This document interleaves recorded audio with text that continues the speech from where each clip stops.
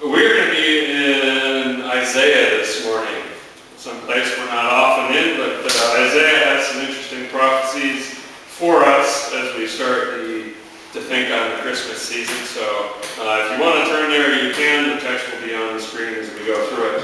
By way of introduction, I want us to think back. I want us to get back in history mode when you were paying or not paying attention in world history back in high school those many years before, and try to imagine what was going on in the world in the year 1300. So stop and think for a moment. 1300. What was happening on and about that time? Let me give you some framework at least. This is after, for the most part, the Crusades, but before Columbus. So that gives you a little bit of a framework. It is after the East-West schism between the Eastern Orthodox Church and the Western Church, but before the reforms of Martin Luther. And it is after the Dark Ages, but before the Renaissance. So that gives you a time period. That's what was going on in this world 700 years ago. Now, if a generation is 20 years, and it's odd that Marjorie mentioned that this morning, so it isn't a generation 20 years, because I was going to talk about that today. If it's 20 years, we'll call that a generation. It was 35 generations ago. 35 generations ago that it was 1300 on our calendar. So keep that time frame, that amount of time in perspective as we look at Isaiah this morning. So let's talk for a moment about Isaiah the prophet and what he is doing. What he is doing here in this passage, in these verses taken out of chapter 7 and chapter 9, are revealing to the people of Israel to whom he is prophesying that the Messiah will indeed come. All right, these are definite descriptions and predictions that the Messiah is coming. He's going to be such and such. This is a fulfillment. It is a fulfillment of God's covenant with his people. Now, what's going on in the world while he is prophesying is that God's people are proving to be faithless. They are soon to be going into captivity in 722 BC because of their very disobedience. They are not keeping the covenant. They are not following God's laws. They are gone astray. And yet, God will remain faithful to his word. And that is what Isaiah is predicting to his people and telling them. The covenant with Abraham, and also his covenant with Moses, and his covenant with David, they will be fulfilled. And that is what he tells the people. But it is a 700-year promise from the time of Isaiah. 700 more years are going to pass until the Messiah comes. And if you think about it, there have already been a long period of time since Abram was first told that through him all nations would be blessed. It has already been a long time. It has already been a long time since the people were brought out of Egypt. And it has already been a long time since David was king. And yet, 700 years more are going to pass. It makes you wonder, how long would you give someone to keep a promise? Normally, if somebody promises to do something for you and they haven't done it in a couple of days, you start to wonder. You know, might send them an email or give them a call and say, yeah, did you forget about me? And yet, this detailed prophecy about the Messiah is going to lie in wait and going to wait 700 years.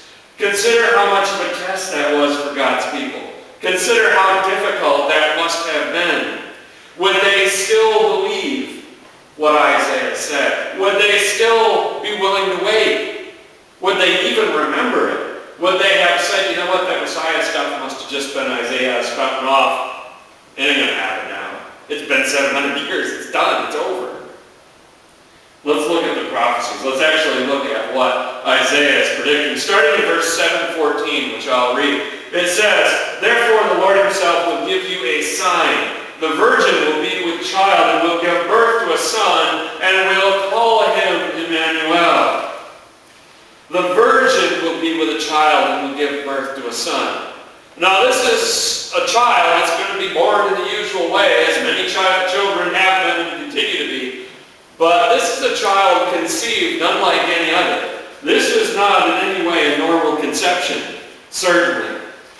Not the kind of thing God would do unless he had a real reason for it, unless he had a specific purpose. Why, God, would you make this happen if not for a reason? Romans 5:12 reminds us why it had to be this way. It says, therefore, just as sin entered the world through one man, and death through sin, and in this way death came to all men because all sinned. Paul is talking about the curse there, about the curse of Adam, and about how the curse would be passed on from generation to generation.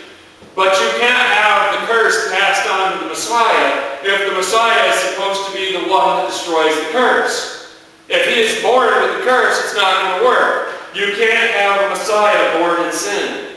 That won't do. It won't work. And so the question then becomes, how on earth can the Messiah be one of us, be born among us, and yet not be cursed like all of us are with sin?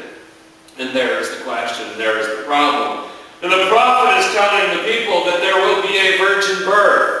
But that isn't a full explanation, is it? That doesn't explain to us, well, how does that avoid the curse? From that, we need to look at the Gospel of Luke. The Gospel of Luke in 135 tells us the Holy Spirit will come upon you, as the angel is talking to Mary, and the power of the Most High will overshadow you. Thus we learn that the virgin will indeed be with child, but the child will be born through the power of the Holy Spirit.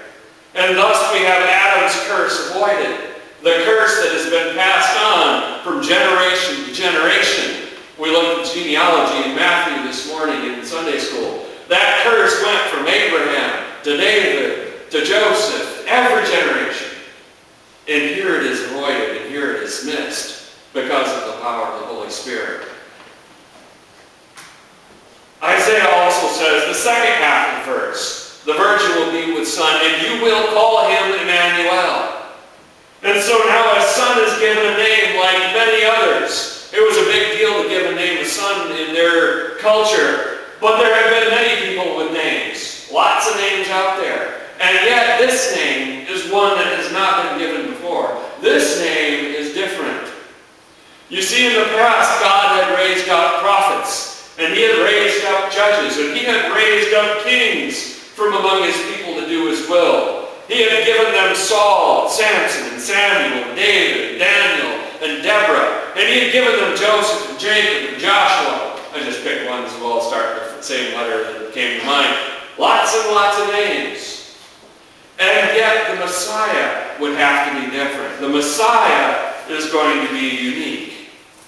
Now every one of us knows the saying, if you want something done right, you have to do it yourself.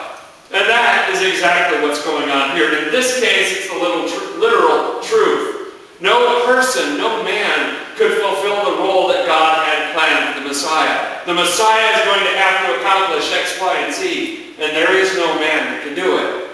The task is impossible. The task is impossible for even a righteous man. Even the most righteous man that God could have found and put his Holy Spirit's power on him, that guy couldn't have done it. Impossible. So in order to be the Messiah, God himself would have to come down. God himself would have to dwell amongst his people. More than that, not simply dwell with us, but be one of us. And that is what Immanuel means. Immanuel is Hebrew for God with us. Literally meaning God is with us. God is among us. Now, it was common in other religions, perhaps, for the gods every once in a while to come down and visit, usually in disguise, to muck things up and to cause some trouble and to be up to no good. They might come and visit for a while. But no God would want to become a man. Why on earth would a God want to choose to be a man? It makes no sense. He's a God, for crying out loud. Why would he want to be a frail, fragile, messed up man? That doesn't make any sense. And yet the answer is simple. To save mankind from his own rebellion, from his own choices, God would take on the limitations of his creation. God would say, I will be one of you to help you. And that is the profound mystery of Christmas. That is the story in a nutshell. That the child born in Bethlehem to a scared Jewish virgin named Mary and her very understanding husband Joseph was indeed the very Son of God. The fullness of God veiled and hidden in human flesh. the eternal creator stepping into time and space and all of its limitations. So what does verse 7:14 tell us? It tells us that God is going to circumvent the curse of Adam by coming into the world himself and taking on humanity. Now that is the setup, that is the framework, that is the foundation for understanding the Messiah. That is the necessary starting point that will enable him to complete his mission, that will enable the Messiah to do what the Father wants him to do. And so as we look at these verses in chapter 9, we'll see what the Messiah is going to do. Now that we've seen from chapter 7 how he can do it, by being born of a virgin as the Son of God, what is he going to do? Starting in verse 9, chapter 2, let me read that to you. It says, "The people walking in darkness have seen a great light. On those living in the land of the shadow of death, a light has dawned." The people walking in darkness have seen a great light. Now that very light, that light that comes, is going to show us just how dark this world has become. Now we live here in Michigan where it gets dark from time to time. Don't we notice that? You know, you wake up at a certain time and man, it's dark still.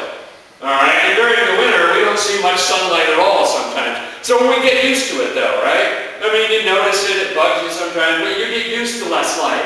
And then in June, when it seems like it's light and bright all day, you get used to that as well. You can get used to the changes of light in the physical world, in the world around you. It is only when that happens abruptly that it bugs you. When it's dark and somebody flicks on a light and your eyes hurt. Or when you've been out in the bright sun and you walk into a dark room and you can't see anything. It takes time to adjust. And that is the same thing with morality. Morality is no different than that. We can adjust to higher or lower levels of moral behavior around us as long as it's not too abrupt. And that explains, at least in part, how a child can be raised in a household without any concept of right and wrong and grow up and become an adult that doesn't know those things at all. And we've seen that. We've seen that with kids in high school that have no real sense of right or wrong because the whole time that's been their raising. That's been what they've known. You can get used to it. Well, that's not the way it is when the Messiah comes. You see, mankind was created by a holy God in whom no darkness at all exists. And yet, over time, we've gotten used to living in the darkness. We've gotten used to living in this world. So much so that we don't even notice it anymore. We don't even sometimes notice it unless something shocking wakes us up. It makes you wonder how shocking, how depraved, how bad does the headline have to be get to be on the front page. It's usually something pretty nasty, something pretty vicious, something pretty awful, isn't it? To lead the news, to be on the front page, because otherwise it's just old news. And that is the sad state of affairs. But when the Messiah comes, it is going to be like turning on a bright light in a very dark room. It is going to be switching that light on suddenly, because a holy God is going to take on the likeness of man and walk amongst his people. How could he not stand out? And that explains a little bit. It explains a little bit to us one of the reasons why the crowds always flooded to Jesus. Why they couldn't help themselves. They came and they wanted to see him. He was a bright light of moral, correct, and right behavior in a world that had grown used to the darkness of selfish choices. And so he stood out. And so he was obvious to all. Isaiah goes on to say that those living in the land of the shadow of death will see a light. And that's a slightly different twist on this concept. You see, more of the moral darkness of our world is hand in glove with our fear of death. You ever wonder about that? We're afraid of death. And we've got valid good reasons why, right? Because death is a scary thing. We don't know what's on the other side of it, and it's frightening. But once again, the Messiah is going to change all that. The Messiah is going to come and put an end to that. Because he will remove the fear of death by conquering it, by destroying its power. And he's going to do it by willingly choosing to die himself. And thus death will no longer have its shadow. That is the promise that Isaiah is speaking of. Isaiah is saying that in our dark world, one day, a perfect light will come, and we will see what that looks like. And that one who brings the light will also remove forever the shadow and the fear of death. A light has gone in Bethlehem, a light of hope. Let's look at verses 6 through 8, the rest of our text for today. It says, "For to us a child is born, to us a son is given, and the government will be on his shoulders, and he will be called Wonderful Counselor, Mighty God, Everlasting Father, Prince of Peace. Of the increase of his government and peace there will be no end. He will reign on David's throne and over his kingdom, establishing and upholding it with justice and righteousness from that time on and forever. The zeal of the Lord Almighty will accomplish this." That's quite a bit of text, but we're going to go through it and look at it all real quickly here. "For us a child is born, to us a son is given." You see, this child is going to be born of Mary, but this child's not going to be living just for his parents. This child is going to be living for the world. The us in the text here is God's covenant people, the chosen people of God. Isaiah is proclaiming the Messiah would be a child born for the salvation of his whole people. Not just a few people, but his whole people. And yet, could even have Isaiah foreseen that God's mercy and love had far grander plans than that in mind? God is not content to save just his covenant people. His salvation would come to his people Israel first, of course. He made the promise to them. But it was never meant to stop there. Remember the covenant with Abram, Genesis 12. He was promised that through his offspring, all peoples on earth will be blessed. Not just his descendants, but all peoples. It wasn't enough for the Son of God to save a people. The Son of God would not have come and been born of a virgin and become a man just to save a people. He came to save the world. It also says the government will be on his shoulders. And it makes me wonder about the struggle that we have had in history to try to rule this humanity, to try to be in charge of people. And we may have here in this great nation the best form of government that man can create. This representative republic that we have. It may be the best that we could possibly do. But that being said, it's far from perfect, is it not?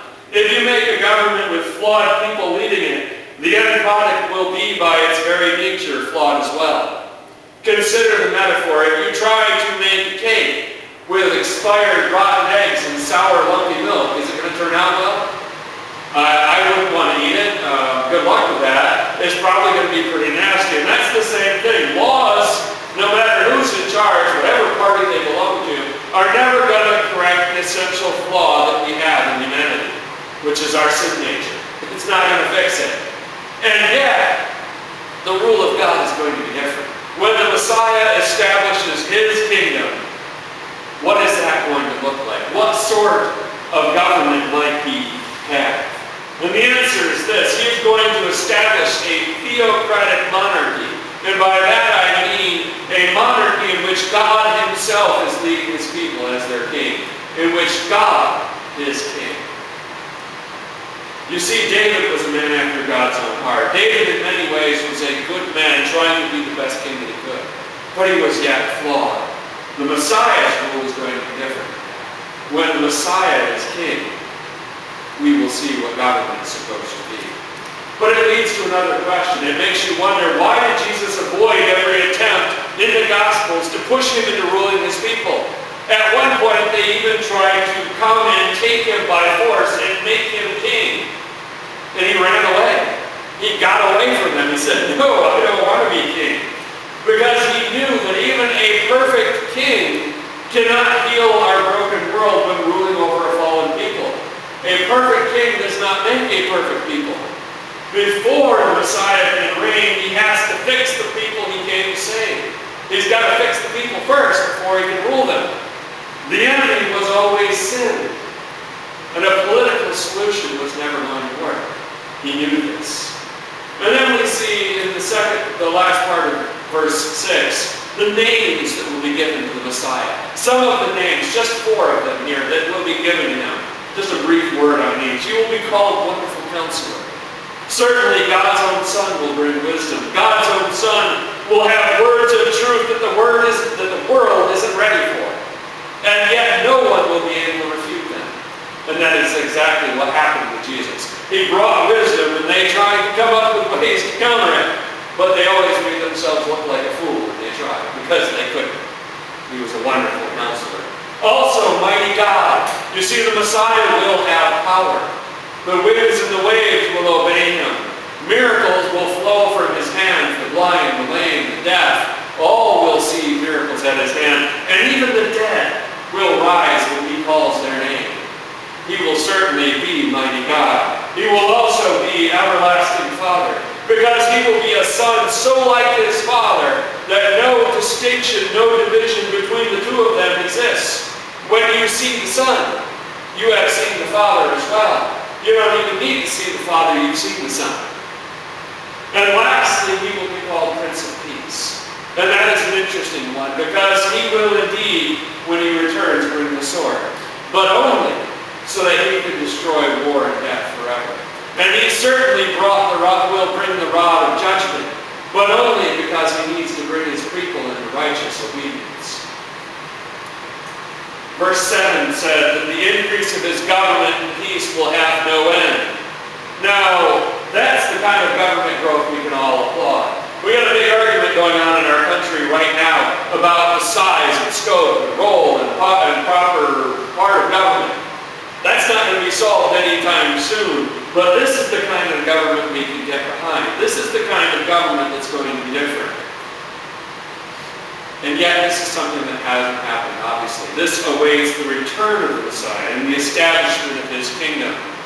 But when he does return, Jesus will rule over the whole world, and his kingdom will not have a limit. He will not be Big Brother, the kind of big government that we're afraid of. He'll be our brother, and he will rule.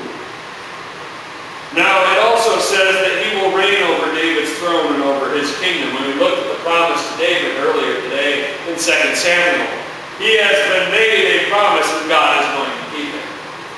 We should not forget how important it is to God that he keeps his covenants, how important those are. When God promises to do something, he delivers. And because of David's obedience, he was promised this. He was told that your throne will endure forever. And here is the fulfillment of this prophecy. So in addition to destroying sin, in addition to bringing salvation to all who believe in him, the Messiah, Jesus, is also going to fulfill the promise to David. And yet another thing that he is going to do. That part of Isaiah's prophecy, once again, awaits his return.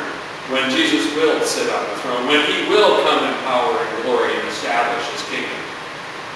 And what kind of kingdom will it be? He is going to establish and uphold it with justice and righteousness from that time on and forever. Imagine what a world run like that would look like. Can you even imagine it? I can't. What would it be like if the world was run according to the principles of justice and righteousness? From the top on down, every level of government and institutions, all run by justice and righteousness. It would be something, because the world we live in today, it sometimes seems like that's being run in the opposite. Like people are going out of their way to run the world by injustice and unrighteousness. And yet, when the Messiah comes, that will indeed be. His kingdom will be established on that foundation. It will be run by justice and righteousness. That's not a goal, that's a fact. That's going to happen. The way things will be when he comes again. Lastly, one last phrase. It tells us that the zeal of the Lord Almighty will accomplish this. And that is certainly the case, because God is risking everything in this plan. He is putting everything he has into this. It may have indeed been a silent night when Jesus was born in Bethlehem, at least until the angels started singing. But I can guarantee you that it was not a casual moment in heaven when everyone was looking on as God's plan unfolded. Because this was a big deal. This was the beginning of God's one and only redemptive plan for his creation. When you send your own son, you have certainly burned the ships, as the phrase goes. There's no one going back. There is no plan B. The Messiah must save his people. Either he is going to redeem the world through his self-sacrifice, or God is going to be sundered from his people, from his creation, by a gulf of sin forever. This is an all or nothing throw. This is it. Everything rests on the shoulders of a newborn child, lying in a manger, on the outskirts of some small little village, far from the center of some overlooked province that nobody even really cares about. All of it is on his shoulders. Here, the future of the world will be decided. Here is where Immanuel shows us the zeal of the Lord Almighty. Two quick words of application from our text this morning, the prophecy of Isaiah, before we close. Number one is this. Isaiah is telling us why. Why Christmas? Why do we have to have this? Why did it happen this way? Because it was necessary. He tells you it had to be a virgin. It had to be God with us. It had to be Immanuel. Nothing else would work. Nothing else would do. And secondly, when you share the gospel with others, don't be surprised if they react with wonder. Don't be surprised if they are more than a little bit shocked by this story. Because after all, they're living in darkness. And you have just opened up to them and showed them a very